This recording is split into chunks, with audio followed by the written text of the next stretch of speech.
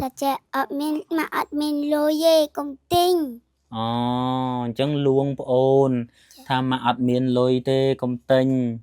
hay cho ôn tham ấy Chà chà ớt chứ. ớt có ớt tê Chà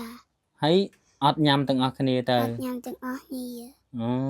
chẳng nật ôn ấy ôn tiên nung nhắm Anh ơi. con mơ con tê riêng clean nung nhắm ấy clean trong tờ sông kê nhắm ấy khơi con kê nhắm Anh ớt tê hay đấy ban ớt tờ sông kê nhắm ôn lại mà kể. lại ôn lại mà kê á Chà hay cho mà tê riêng chứ mà đại oi lôi con trai ấy anh ớt tê admin nồi. admin lôi Chà hay đập mà admin lôi chứ con đai xôm lôi mà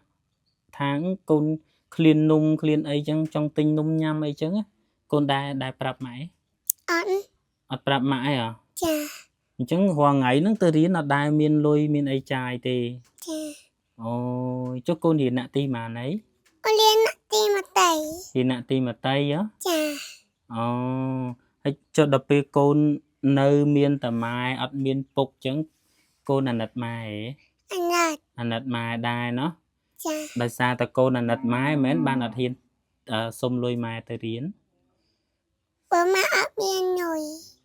bữa mà admin lôi tạm bứt bà sân chỉ mạ miên lối có xông lôi mạ tới riêng đài còn ta đại sa ta mạ admin lôi chân tới có hiên xông tề chẳng pi nè bông ổn pe tới riêng admin lôi admin ấy chai admin nung nhâm chẳng con heo ấy heo đài nó đài miên mật phẹ cái oi nung dương nhâm khla hế tè mất ban kia mình oi cái ấp ôi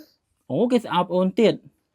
cho không chật bò dương đài trong tờ sông kia nhâm khla hế không chật bò dương á ọt mỏ ngà tụ bây chỉ luôn anh clean phần na cái đôi ọt phần na cái đó có ọt tờ sông kia đài ôn thơm hả ôn này cái ôn tròn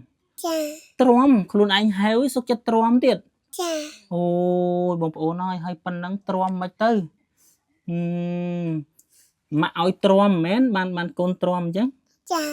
hoa ngày nó mai hồ ấy kế chăm cốn quạt hồ si ấy kế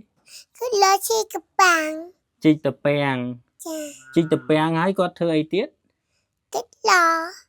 hả quạt slow chi tập bèn nhưng mà slow một bồn cái tha không mấy dùm tay tròn tròn men chi tập bèn nhưng mà slow ấy con nhầm đại ban nhắm sai ớt anh cái admin lôi tính sai cho con nhắm trong tờ thư ca nơi cày đầm bay vô lôi mình chăm cô nó ngâm ta phải con bằng tè nó tương tè lần hàng ngày tham ai ôn tham ai tương đặc là bông bồn ơi tham ai bông sẽ đa bật bàn tương tè yên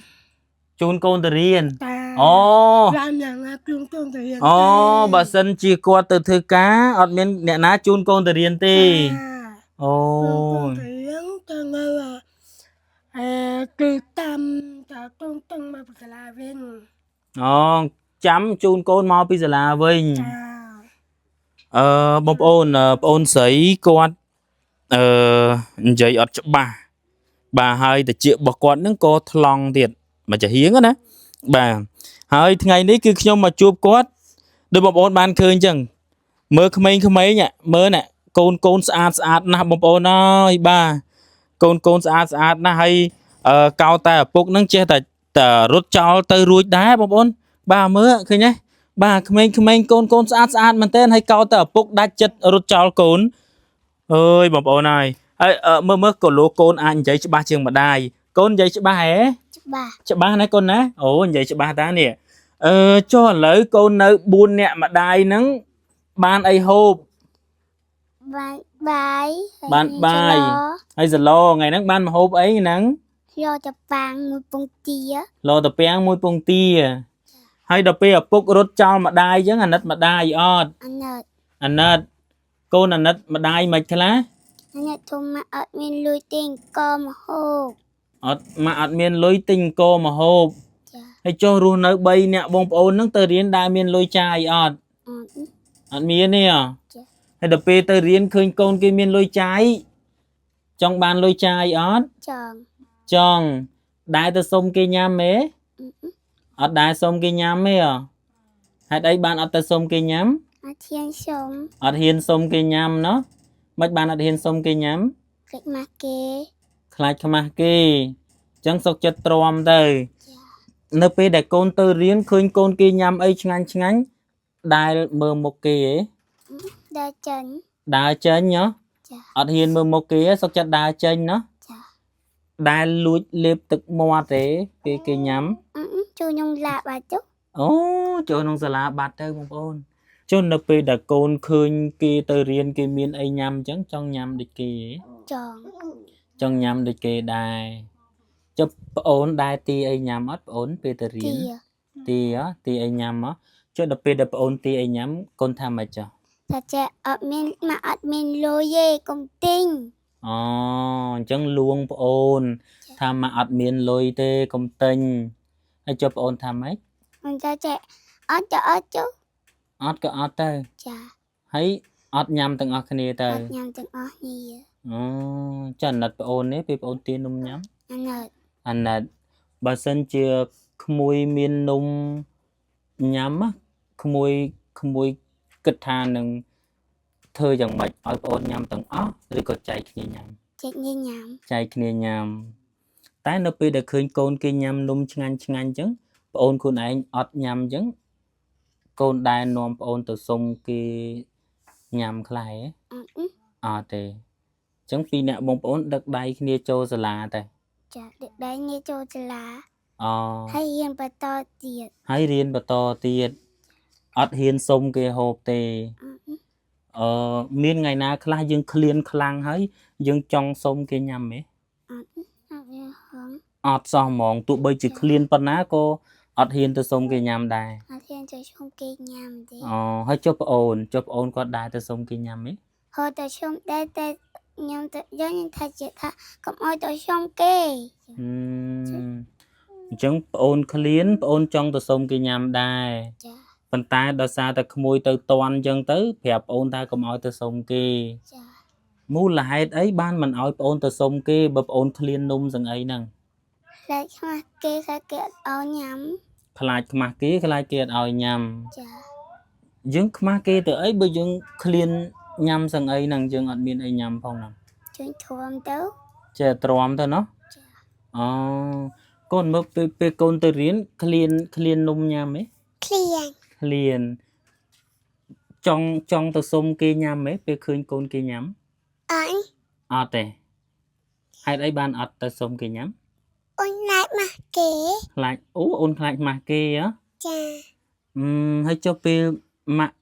ពេលទៅរៀនអញ្ចឹងម៉ាក់ដែរឲ្យលុយកូនចាយហ៎ អញ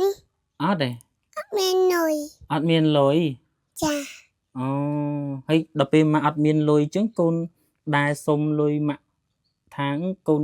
ឃ្លាននំឃ្លានអីអញ្ចឹងចង់ទិញនំញ៉ាំអីអញ្ចឹងកូនដែរប្រាប់ម៉ាក់ឯង អត់ អត់ប្រាប់ម៉ាក់ឯងហ៎ ចា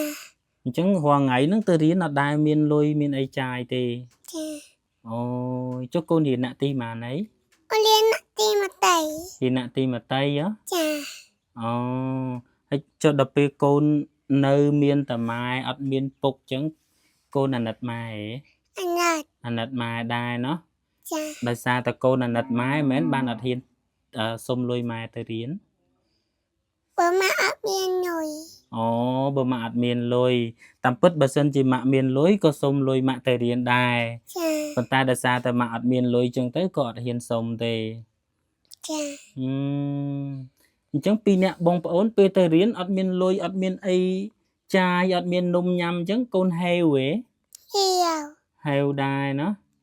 ដែលមានមិត្តភ័ក្តិគេឲ្យនំយើងញ៉ាំខ្លះហ៎ អត់ អត់ទេមិនបានគេមិនឲ្យ គេអបអូន អូគេស្អប់អូនទៀត ចា ចុះក្នុងចិត្តរបស់យើងដែលចង់ទៅសុំគេញ៉ាំខ្លះហ៎ក្នុងចិត្តរបស់យើងអត់ហ្មងទោះបីជាខ្លួនឯងឃ្លានប៉ុណ្ណាក៏ដោយអត់ប៉ុណ្ណាក៏ដោយក៏អត់ទៅសុំគេដែរ អូនខំ ហ៎អូនអីគេ ខំ អូនទ្រាំ ច ចា ទ្រាំខ្លួនឯងហៅសុខចិត្តទ្រាំទៀត ចា អូយបងប្អូនអើយហើយប៉ុណ្ណឹងទ្រាំមិនទៅ